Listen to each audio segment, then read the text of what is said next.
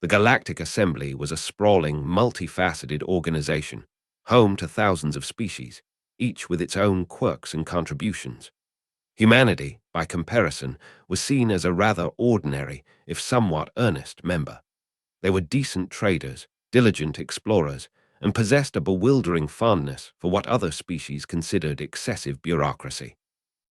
Their constant demand for permits, triplicate forms, safety inspections, and adherence to obscure subclauses of galactic commercial law was a source of endless amusement and occasional frustration for the more freewheeling or ruthlessly efficient races.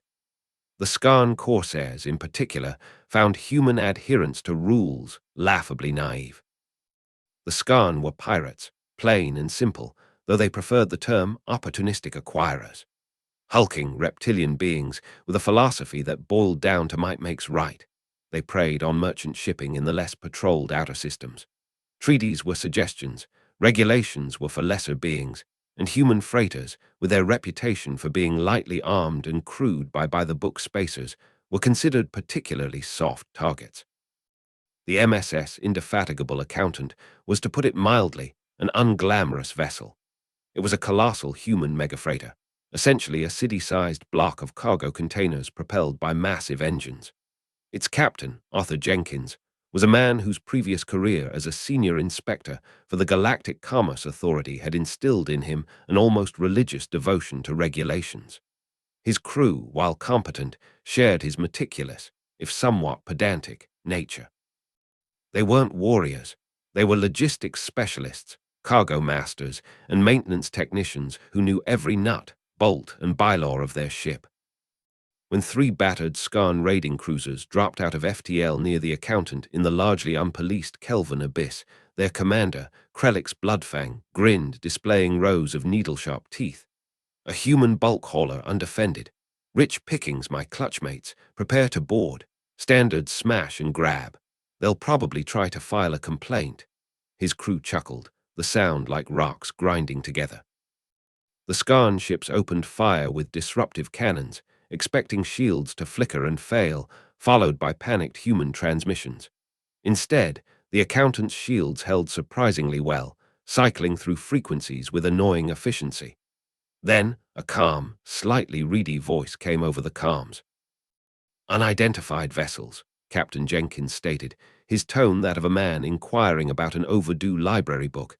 "You are currently in violation of Galactic Assembly, Statute 34, subsection B, paragraph 7. Unauthorized discharge of weaponry within a designated commercial transit corridor. Please cease your actions and identify yourselves, or we will be forced to log a formal infraction." Krelix blinked his nictitating membranes. Log an infraction? Was this human serious? "Blast them again," he roared. The Skarn fired, and this time a few shots got through, causing minor hull breaches. Alarms, surprisingly muted and orderly, began to sound aboard the Accountant. "Ah, dear," Jenkins' voice said.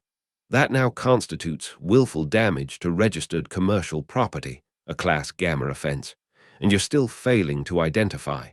Tusk, this is going to be a lot of paperwork for you fellows."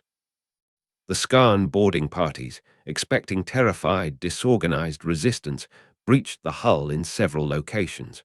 What they found was confusing. The first party, led by a hulking Skarn named Gragnak, blasted through an outer door. Instead of an open corridor, they were met by a newly sealed emergency bulkhead. A small, automated printer next to it spat out a flimsy sheet. Gragnak picked it up. It read, "Warning, unauthorized access. Section C-47, sealed due to atmospheric breach and violation of Safety Protocol 721. Interhull integrity. To request emergency access, please complete Form 883 Delta, available at your nearest designated administrative kiosk." "What in the void is this?" Gragnak snarled, crumpling the paper. He ordered his troops to cut through the bulkhead. Meanwhile, another Skarn team, trying to reach the cargo bays, found their path blocked by a series of laser grids that flickered on and off in a complex, seemingly random pattern. A synthesized voice announced, "Cargo Bay 7 access restricted." awaiting updated inventory manifests and customs clearance. As per galactic shipping regulation 112C, please ensure all items are correctly itemized on Form G45. The scan fired at the grid emitters, but they were small, numerous, and annoyingly well shielded.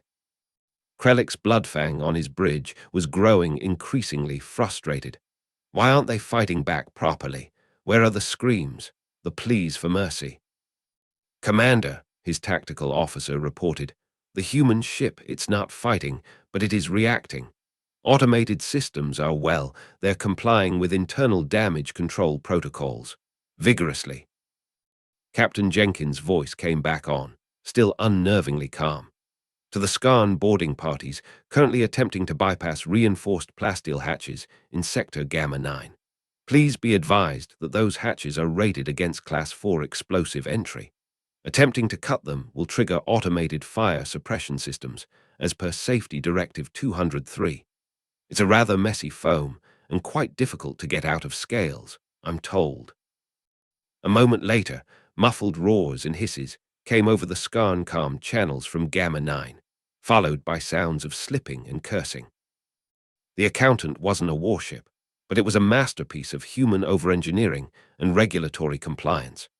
Every system had backups, every corridor had emergency seals, every potential hazard was governed by a dozen interlocking safety protocols. And now, under the placid direction of Captain Jenkins and his AI, these systems were being turned into a labyrinthine, infuriating trap. Skarn raiders found themselves stuck in corridors that depressurized according to emergency atmospheric containment procedure 12B. Others were herded by automated maintenance drones, originally designed for cleaning and minor repairs, that relentlessly sprayed them with mildly irritating, but vision-obscuring, sanitation foam for violating sterile zone protocols. Doors refused to open without correct voice authorization or a valid work order. Lifts demanded weight compliance and adherence to Maximum Occupancy Guideline 6. The sheer, pedantic obstructionism was maddening. The Skarn were warriors, built for brutal efficiency. They were being defeated by red tape. Captain Jenkins, Krelix growled into the comms, his voice tight with fury. This is piracy. We are seizing your cargo. Ah, yes, about that, Jenkins replied. I'm afraid all cargo manifests are digitally locked, pending a full safety and compliance audit, as per Regulation 451, following the detection of unauthorized weapons discharge. Attempting to manually access the container locks will, unfortunately, trigger individual stasis fields on each container. It's a new anti-tampering feature we're very proud of, all perfectly legal under the Secure Transit mandate. One Skarn boarding party finally managed to fight their way to what they thought was the bridge, only to find it was a secondary environmental control station. The primary controls, they were informed by a helpful pop-up on a nearby screen, required Level 5 clearance and a bioscan, as per Security Protocol Alpha Alpha Prime. The oh shit revelation for the Skarn wasn't a display of human firepower or terrifying rage. It was the slow, dawning horror of realizing that humanity's perceived weakness, their obsession with rules and bureaucracy, could be weaponized into an inescapable, soul-crushingly frustrating form of passive resistance. They were being drowned in a sea of perfectly executed, utterly infuriating, malicious compliance. Krellick's Bloodfang sat on his command throne, listening to the increasingly desperate and confused reports from his boarding parties.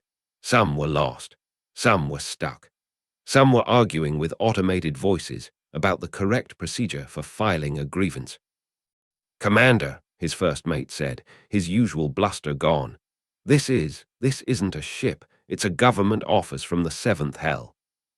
The final straw came when the accountant's external comms array, which the Skarn had been trying to jam, suddenly broadcast on all channels.